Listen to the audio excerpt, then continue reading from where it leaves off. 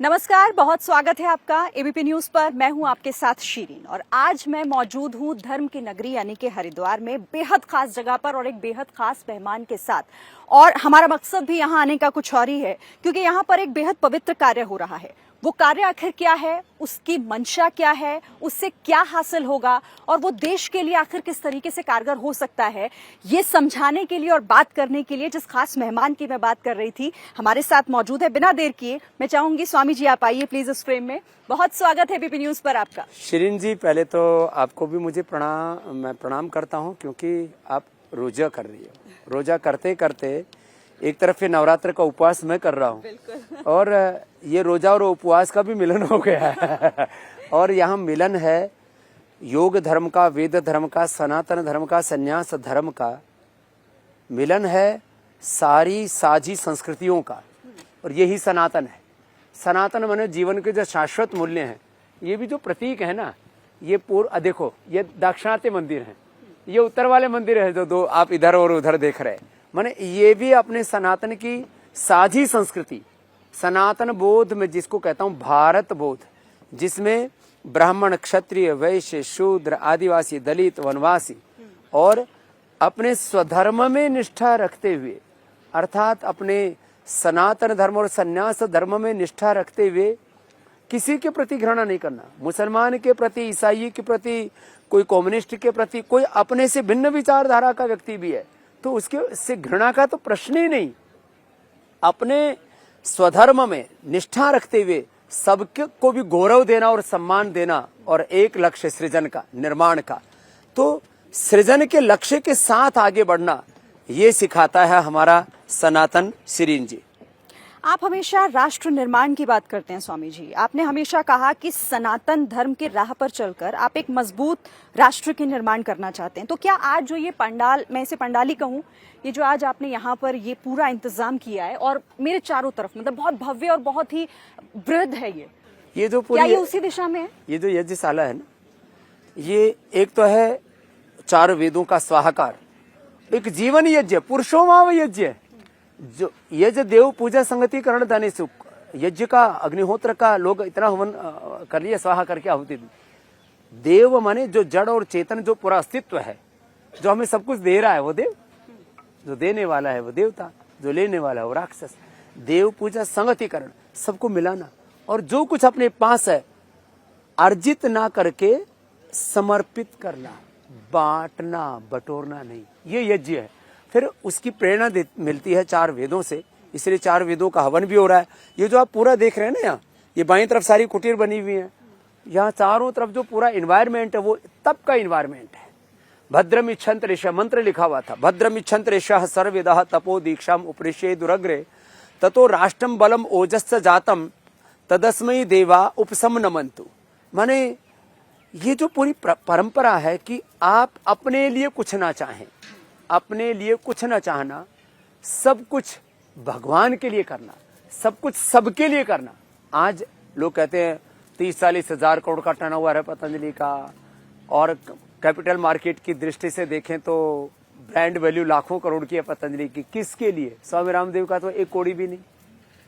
तो ये सारा अर्थ भी परमार्थ के लिए और एक समर्थ भारत बनाने के लिए। और इन बच्चों को भी हमने समर्थ बनाया है, उसके बाद इनको सन्यासी बनाया है। अब जैसे देखो, ये तो बालक है हमारे, इधर आओ शेखर और इधर आओ करुणेश। अब देखो ये एक संयोग है, ये करुणेश है। ऐसे हमारे यहाँ एक एक परिवार के 2-2 बच्चे भी सन्यासी है और कैसे प्रज्ञावान, बलवान। जैसे ये देखो पहलवान इधर बैठा है, ये वेदज्ञ भी, विद्वान भी है और पहलवान भी है। और ये शेखर है, कहाँ से हो बेटा आप? पानीपत से। अच्छा, पानीपत की लड़ाई तुम्हारे पुरखों ने लड़ी होगी। और क्या पढ़ाई की बेटा? तो ये अब बीए पास करके और मजबूत बच्चा है। ये करुणेश, तुम्हारी क्या पढ़ाई चल रही है बेटा? एमए फाइनल ईयर है इसका। ये इसकी बहन है, इधर बैठी है। तो ये भी सन्यासी बन रहा है, करुणेशी। और ये जो है हर्ष, ये भी सन्यासी नहीं बन रही है। और ये क्या नाम है? मुदिता। वो देवसुधा, इसकी बड़ी बहन सन्यासी नहीं है। कहाँ से हो बेटा? छत्तीसगढ़ से।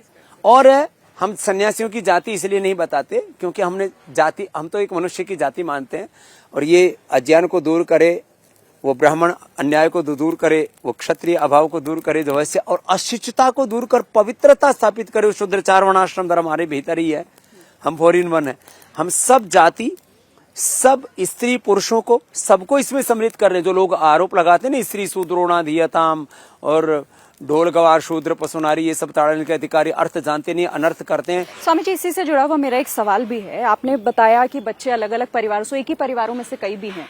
वो ऐसे भी हैं कि जैसे एक परिवार से 2 बच्चे हैं और एक परिवार तो ऐसा हो उससे 3 भी हैं। माने लेकिन वो किसके लिए? मैंने उनसे पूछा क्यों बनना चाहते हो बेटा तुम?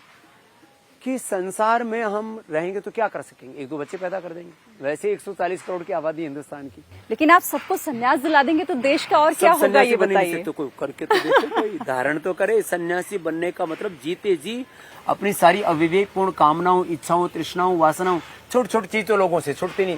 मिर्ची पकौड़ा छुटता नहीं, गोलगप्पा छुटता नहीं, मोबाइल छुटता नहीं, टीवी छुटता नहीं, बीवी बच्चे कहाँ छोड़ देंगे, घर परिवार कहाँ छोड़ देंगे, अपना कोई स्वामित्व नहीं। अपने स्वयं पर स्वामित्व है जिसका, वो स्वामी है। माने जिसने ये जो अभी हवन कर रहे हैं ना, तो अब जब ये कल सन्यास दीक्षा लेंगे हर की पौड़ी के सामने, ये नहीं, लगभग 150 सन्यासी, 100 से ज्यादा जी, 100 से ज्यादा। ये देखो इधर से मैं दिखाता हूँ थोड़ा आपको। ये हमारा सन्यासी बनाने वाला जो आश्रम है ना, इसका नाम ही पतंजलि सन्यास आश्रम है।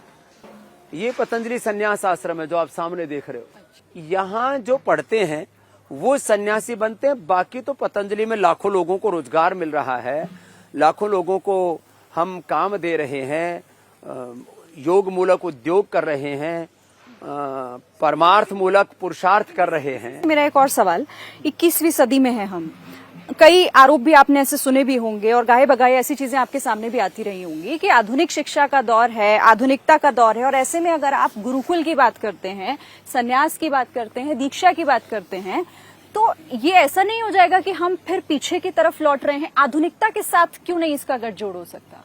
अब देखो, आधुनिक होना, मॉडरेट होना, सिविलाइज होना का मतलब क्या है? स्वामी रामदेव आपको आधुनिक नहीं दिखता? उसमें कोई शक नहीं है। ठीक है, तो जैसा स्वामी रामदेव है वैसा ही उसके शिष्य।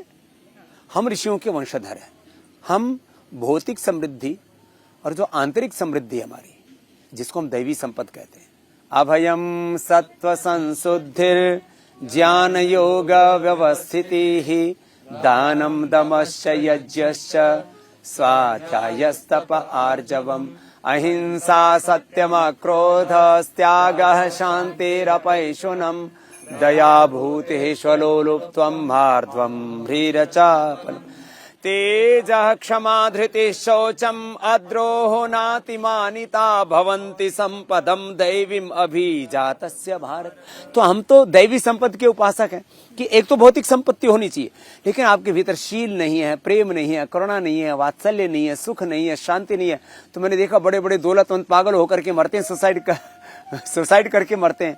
और इन्होंने, तुमने कौन सी दौलत पाली भाई जो सन्यासी हुए जा रहे हो तुम? भजन में गा के बताओ।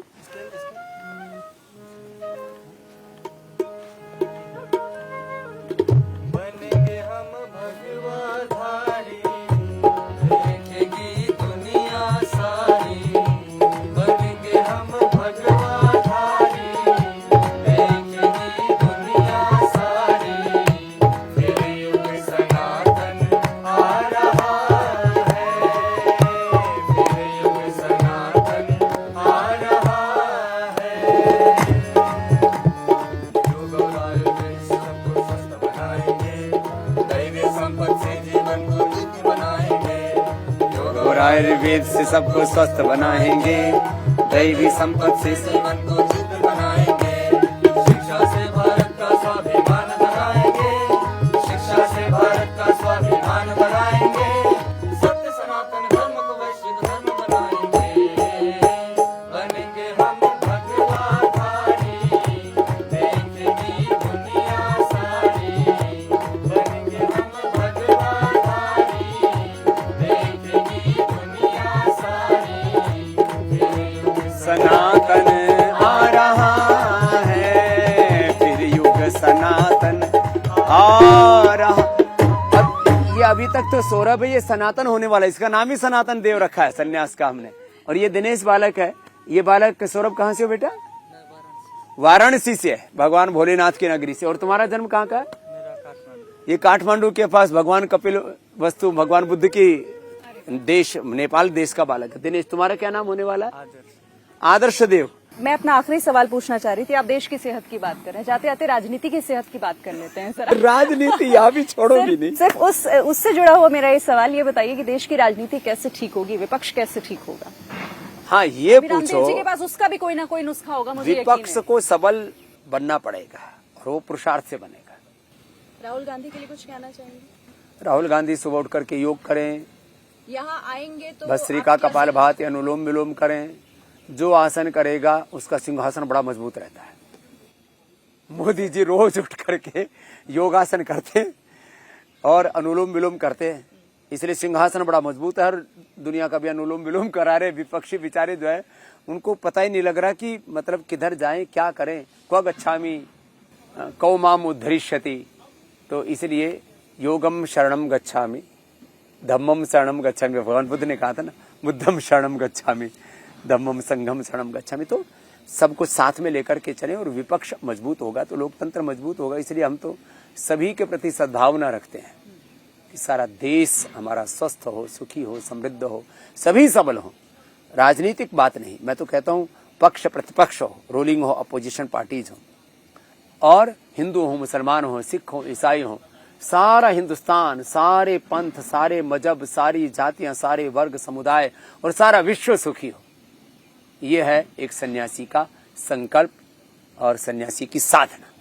आपकी बातें सुनने में बहुत अच्छा लगता है स्वामी जी, और मैं बहुत शुभकामनाएं आपको देना चाहती हूँ एबीपी न्यूज की तरफ से कि आप जो सोच रहे हैं और जिस राष्ट्र की आप कल्पना कर रहे हैं उसमें आपको सफलता। हम जरूर भारत की एकता, अखंडता और संप्रभुता सबको साथ में लेकर के, भारत बोध के साथ, सनातन बोध के साथ और सबके समन्वय के साथ हम एक नया राष्ट्र, एक दिव्य भव्य परम वैभवशाली राष्ट्र जरूर गढ़ेंगे। बहुत बहुत शुक्रिया। बोले भारत माता की। क्या मजबूरी है मेरी, बताइए। मैं अभी आपको बताती हूँ कि मैंने ओए होए होए होए होए। नमकीन के चटकारे लेते हुए टकटकी मार के डिबेट शो को पॉज रिपीट कर करके देख रहे हैं जोगिंदर जी। इनकी तरह आप भी देखें अपने फेवरेट डिबेट्स को रिपीट कर और डाउनलोड कीजिए एबीपी लाइव ऐप अपने स्मार्ट टीवी पर।